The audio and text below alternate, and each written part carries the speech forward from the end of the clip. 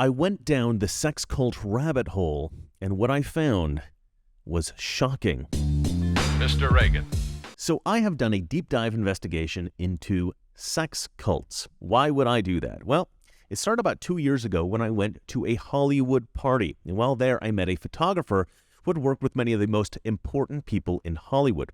And after I mentioned a few directors that I liked, he told me that he absolutely hated these people. This, of course, piqued my curiosity, and so naturally I asked, why? What he said next led me down the craziest rabbit hole you could possibly imagine. That, in one moment, first I have to sell you something. There's no denying it. Gold is hot right now. Prices are soaring, and experts are predicting even more to come. Not so long ago, gold reached its all-time high of $2,069 per ounce. And now it's inching ever closer to that number once again.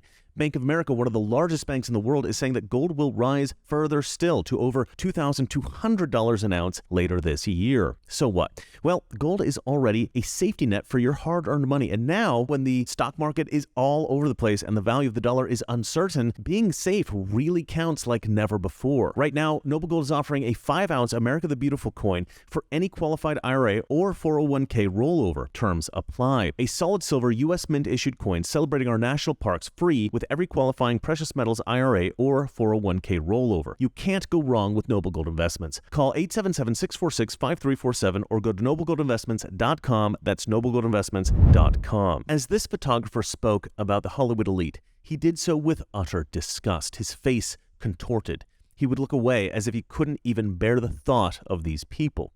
Finally, he said to me, "Look up the Frankists." Okay? So that night, after the party, I stayed up for hours researching the Frankists, or more accurately, the Sabbatean Frankists. And it was fascinating. If what I've read about this cult is true, then it makes a lot of sense that some conspiracy theorists believe that it is the Sabbatean Frankists who, to this very day, secretly rule the world. So who were these Sabbatean Frankists? Well, it started with the Sabbateans, an 18th century messianic cult, and their false messiah, a man named Sabbatai Zevi. I don't know if I'm pronouncing that right, but I think that's something close. Anyway, the Sabbateans apparently believed that there was a different God, different from the Judeo-Christian God, and they believed that this other God was the real God, and that the Judeo-Christian God was actually a false God that needed to be circumvented in order to get to the so-called real God. And they believed that the best way to circumvent the Judeo-Christian God was to disobey him. And so to the Sabbateans and later to the Sabbatean Frankists, defying God was actually a good thing. In other words, the morality of this cult was, be evil. So the Sabbateans practiced the opposite of standard religious laws, traditional rules, and normal ethics.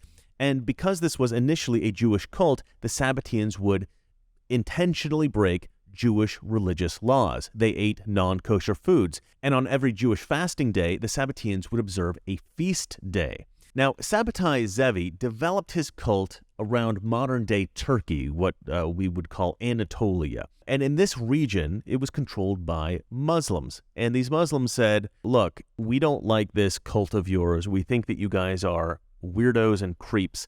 And if you don't convert to Islam, we're going to kill you. And so Sabbatai Zevi said, yeah, good, I'll convert to Islam. And he told all of his followers also to convert to Islam, but not really, right? It was a false conversion. They pretended to convert to Islam, but really they continued to practice their weird cult. And they called themselves, I don't know if they called themselves this or they were eventually labeled this, but they are called the Sabbatean Donmei. They're called the Donmei. And as the years went by, there was a gentleman by the name of Jacob Frank who became aware of this cult. He was living in what we now would consider Turkey, and he was working there, and he came into contact with this cult, and he was like, I like this cult. I want to be part of this. Not only do I want to be part of this, I think I should start a branch of it back in Poland. So he goes back to Poland, and he starts up another branch of this cult. And this branch becomes the Frankists, right? And Jacob Frank decides he's going to be the new Sabbatai Zevi. He's going to be the new Messiah, right? And so these Frankists, these Sabbatean Frankists, they accepted this guy as their leader, their messiah, whatever, and the cult became incredibly popular. But Jacob Frank, he took this Sabbateanism to another level. He took these fast days, and he didn't just observe feast days, but they became mass orgies. And Jacob Frank took this Sabbateanism from a cult to a sex cult. And maybe it was always that way, I don't know, but the research that I have read does not indicate that the original Sabbateanism was too sexual. I think there was some like weird sexual stuff even with that original cult. But Jacob Frank kind of went all in on the sex stuff, presumably because he was just trying to get as many women to sleep with him as possible. But Sabbatean Frankism taught that the most important obligation of every person was not the observance of religious law, but rather the transgression of every boundary. Now, they seem to have two theories about their sexual deviancy. First of all, there was the concept of personal enlightenment. I mean, listen, if you can convince a woman that they're going to reach some kind of higher state of consciousness from having lots of sex with you, well, that's the ultimate con, isn't it? The other idea, the other theory they had about the sexual deviancy is that they would usher in a messianic age. So from what I read, personal enlightenment to the Frankists took a kind of V-shaped path, right? That is, in order to reach personal enlightenment, one had to first reach the depths of depravity. And according to some of the stuff that I read, this included truly abhorrent stuff, far beyond sexual deviancy. Stuff like cannibalism and child sacrifice. I don't know if that was true or not, but that's what I read. After you reach your depths of depravity, humiliation, disgusting stuff, well then, and only then, could you then rise up again to become enlightened, right? So everybody was sort of forced to be depraved. And now let me talk about the concept of the messianic age through sexual deviancy. The goal of these cultists, as I hinted at before, was to bring about a messianic age. That is, an age of heaven on earth in which their God will rule over this world. And their belief was that in order to usher in this messianic age, it was necessary either to create a perfectly good world or a totally evil world. Either one of these would work. But since humans were intrinsically flawed, a perfect world was not possible, and so they believed the only way to usher in a messianic age was to make the world totally evil. And so they set out to bring evil upon the world. Their stated goal was, quote, the annihilation of every religion and positive system of belief. It actually sounds quite a lot like communism. Now, I read that Jacob Frank's own wife was very beautiful, and he used his wife to recruit new men into the cult, basically by sending her out to seduce and have sex with these men, and then convince them that if they would join this secretive cult, that they would have access to many more beautiful young women. And women were also commonly drawn to the cult by promises of enlightenment, as I mentioned before. And of course, they were required to have sex with the cult leader, Jacob Frank. And again, I really think it sounds like this guy was just a sexually depraved lunatic who figured out an effective way to trick women into sleeping with him. And as many of these women were the daughters of important men and even the wives of important men, this caused a lot of trouble. But despite this, Sabbatean Frankism became extremely popular throughout Jewish society in Europe in the 18th century. According to Wikipedia, there were 50,000 members at the height of the cult's popularity. Now, this may sound shocking, but sex cults constantly pop up throughout history. There is just a constant demand for promiscuous sex, unbound by the confines of traditional morality. The Carpocratians were a 2nd century anti-Christian sex cult that believed in experiencing everything possible within one's lifetime, especially sex stuff. At the same time as the Frankists, Sir Francis Dashwood developed clubs in England that would later be called Hellfire clubs. These clubs were reported to practice obscene parodies of religious rites, and it was rumored that prostitutes were brought in for these gatherings. In the early 1900s, Aleister Crowley founded the famous Thelema sex cult, which persists even to this very day. L. Ron Hubbard was involved with this cult in the 1940s, and he would eventually go on to found his own organization, Scientology. In 1968, David Berg founded the Children of God, a sex cult that mixed Christianity with sexual liberation and prostitution. The cult numbered 9,000 members at the time of David Berg's death in 1994. In the 1970s, the Rajneeshi sex cult numbered in the thousands. They bought a compound in Oregon in the 1980s that I've actually driven by with my family, and my mother pointed to it and said, "That's the Rajneeshi cultist compound." My mom actually grew up just down the road from a hippie commune called the Athelians back in Oregon, which I just remembered, and it's kind of weird. I called my mom actually when I was writing this script. I called her up right afterwards, and I was like, "Hey, I just remembered that you were lived down the street from some weird hippie commune," and she's like, "Oh yeah, they were actually pretty cool." And I was like, "Really? Okay." You'd think that they'd be kind of scary, and she goes, "I think my dad went down at some point and threatened to kill them if they ever did anything to us kids." So I was like, "Yeah, that sounds like Grandpa. That sounds like Grandpa." Get off my lawn. Okay, back to the script. Many people consider fundamentalist Mormonism a sex cult. By the time he was arrested in 2006, the leader of this group, Warren Jeffs, had 81 wives. And then, of course, there is the Church of Satan, established by Anton LaVey in 1966, joined perhaps surprisingly by Sammy Davis Jr. Now, modern Satanists will certainly protest my classification of LaVeyan Satanism as a sex cult, but it's definitely a sex cult. And we're all aware of the sex trafficking of Jeffrey Epstein and his famous clientele. We've all heard about the NXIVM sex cult, and in my research, I uncovered another sex cult that has become popular in recent years, a sex cult that masquerades as a health and wellness company called One Taste. This is, I believe, how NXIVM was marketed as well, as a health and wellness service. This seems to be the way that sex cults market themselves these days, so be wary of any health and wellness service with any kind of focus on sexuality, and absolutely do not ever join a sex cult. And I'll explain why a little later, but really don't do it. The enduring popularity of sex cults is not really surprising.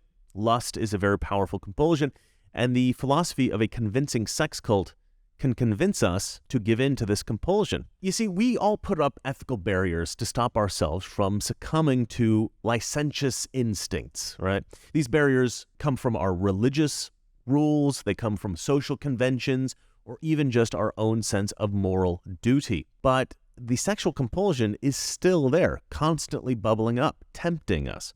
And so if somebody comes along who can convince us, truly convince us, that lowering these barriers is in fact the ethical thing to do, well then, that person has given us permission to give in to temptation, to violate our moral code, and to reject social conventions, even to turn our backs on our religion. And at the same time, we get to have more sex, and that is a very seductive proposition for some people. And so if you can convince people that having sex with strangers is morally acceptable, you too can start a sex cult.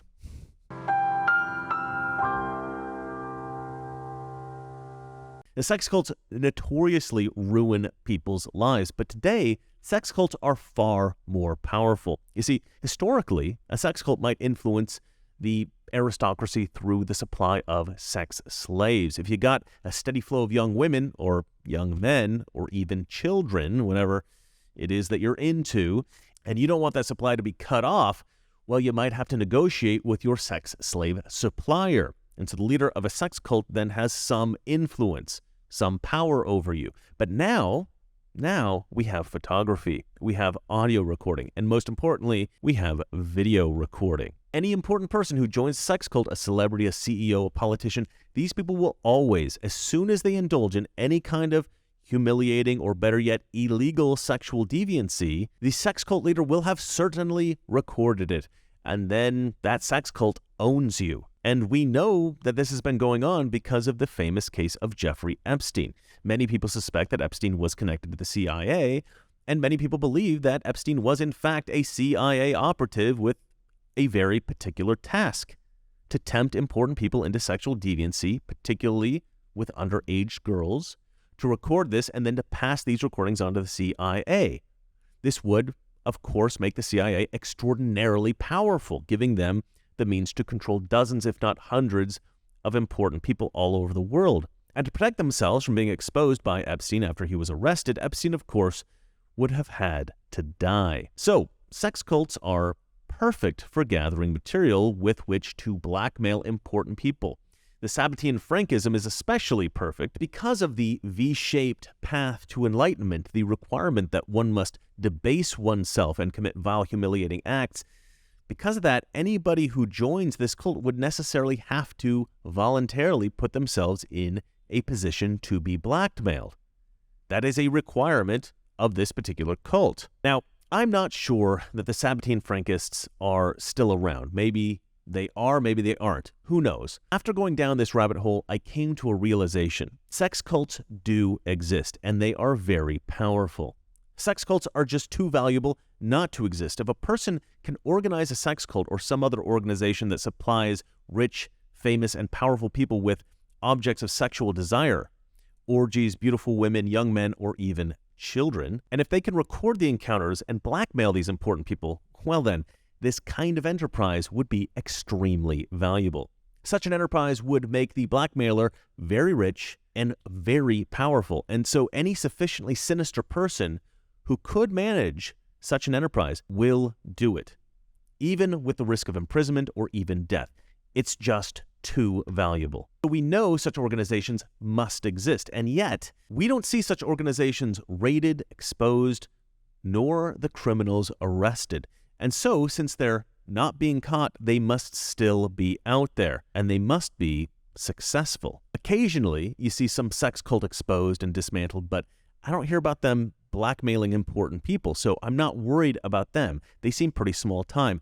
I'm not worried about the sex cults we've heard about. I'm worried about the ones we haven't. The reason why the Sabbatean Frankists specifically are such an attractive group about which to speculate is twofold. They have a theological imperative to do evil, either for personal enlightenment or to usher in the Messianic age. And so this could explain a lot. The Biden administration and Democrats generally seem to act against the best interest of the American people. Why? Politicians are supposed to govern in a way that improves the quality of life of everyday Americans. Why would they so often intentionally take actions that seem to hurt us? The billionaire George Soros famously funded the campaigns of powerful district attorneys throughout the nation over the past few years. Today, 75 Soros-funded DAs have power over about a fifth of the American population. These DAs seem to be intentionally reducing prison sentences for hardened criminals, and they're letting many of these criminals out of prison. And violent crime rates throughout the country have risen to untenable heights. This is especially true in New York City, where violent crime has increased 40% between 2021 and 2022. If you release violent criminals, of course you're going to get more violent crime. So why do it? Well, naturally, those who think that many important people are secretly Sabbatean Frankists will suppose that it's because these people are trying to make the world a more evil place, and by doing so, usher in their Messianic age. That is, a Sabbatean Frankist or the related Sabbatean Donme, these cultures have a mandate to blend in, to pretend to be Jews or Catholics or Muslims or whatever it is the culture in which they live expects them to be. You see, I mentioned before that the Sabbateans all converted to Islam, but it was just pretend, right? Well, the Frankists did the same thing. They pretended to convert to Judaism. They pretended to convert to Catholicism, but they didn't really. In reality, they continue to practice their weird sex cult. If such a sex cult does control many of the most powerful politicians in America, it would make sense that they would hate somebody like Donald Trump. In order to convince a man to join the cult, the man needs a temptation. If he wants sex with women, that has to be something that he can't get on his own. Trump never really had much trouble with that. Or they might promise great success, but Trump's a billionaire. Or maybe they can supply drugs, but Trump has never done any kind of illegal drugs. And look, maybe if they can't tempt you with drugs or women or success, maybe if you're already doing some drugs, they just find your dealer and sprinkle in a little bit of something to mess up your brain. Or maybe if you don't do any drugs, maybe they threaten you. They threaten to take out your family, something like that. But Trump has pretty dang good security. Trump is untouchable. And if they can't blackmail you, if they can't bribe you, and if they can't threaten you, then they can't control you. And Trump can't be controlled. But many politicians do seem controlled. Adam Schiff, Nancy Pelosi, Chuck Schumer, Adam Kinzinger, and of course, Joe Biden. Hillary Clinton once said in one of her speeches, everybody's watching all of the backroom discussions and deals, then people get a little nervous, to say the least. So you need both a public and private position. What Hillary Clinton is saying here is that as a politician, it's necessary to be two-faced. She's saying that lying is good. Naturally, if you're a conspiracy theorist who knows anything about the Sabbatean-Frankists or the Dome, you're going to make a connection there. In fact, any time a powerful person is caught in a grand deception, this connection would be a natural one to make. And the conspiracy theories that I read go on to speculate about just about everyone in power today as being a Frankist or being controlled by these guys. The idea is that over the centuries, these Frankists have climbed into the highest positions of power and influence in the major religions, industry, and governments throughout the world. And this theory is very attractive because it would explain many of the deviant behaviors we see from powerful people. For instance, it fits perfectly with the Catholic priest scandal. Sexual abuse of children is seen as abhorrent by devout Catholics. And so it was shocking to hear that some Catholic priests, men who were supposed to be the most devout Catholics, were accused of such horrific crimes. But the crimes make a lot more sense if some of these priests were secretly members of a secret cult with a mandate to commit acts of sexual deviance and religious disobedience. And so you see how this practice of fitting in and pretending to adopt other religions and cultures might be attractive to conspiracy theorists. So, is this theory right? Well, there's a danger here. If we are to believe that these Frankists run the world, that they have infiltrated the major religions, industries, and governments of the world, and that they operate in secret, then we are likely to suspect that any public figure who ever lies for whatever reason that they belong to this cult. Any politician that we disagree with, they're in the cult. You see, it's too universally applicable. If you go looking for signs of Sabbatean Frankism in politicians and celebrities, you're inevitably going to see this cult everywhere, and often in cases where the cult, if it still exists at all, has nothing to do with it. You see, people do evil stuff all the time, and it's not because they're part of a nihilistic cult. There's a myriad of reasons why people are evil. Something like a messianic cult or a path to enlightenment through sin and depravity. These are two possible reasons, sure, but there's often a much simpler motivation: greed.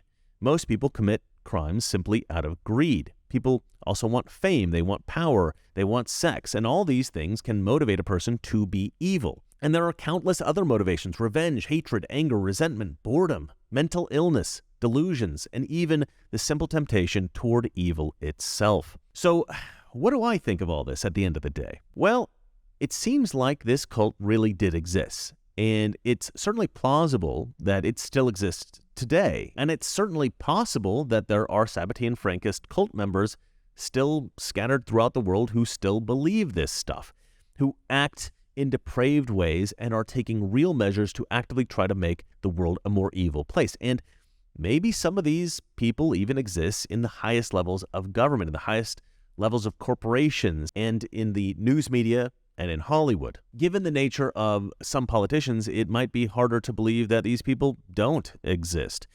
Well, I don't know if these Sabbatean Frankists exist. I have no proof of it.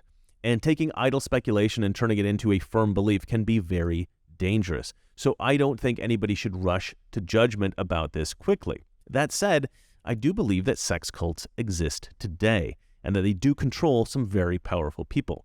As I said before, sex cults are just too valuable not to exist. Any sufficiently sinister person who can do it will do it. And since they've not been exposed, they must still exist. Well, that's it for me. Let me know what you guys think in the comments below. And remember, it's not that the liberal friends are ignorant. It's just they know so much that is not so. Good night. The destiny of man is not measured by material computations. When great forces are on the move in the world, we learn we're spirits, not animals. There's something going on in time and space and beyond time and space, which, whether we like it or not, spells duty.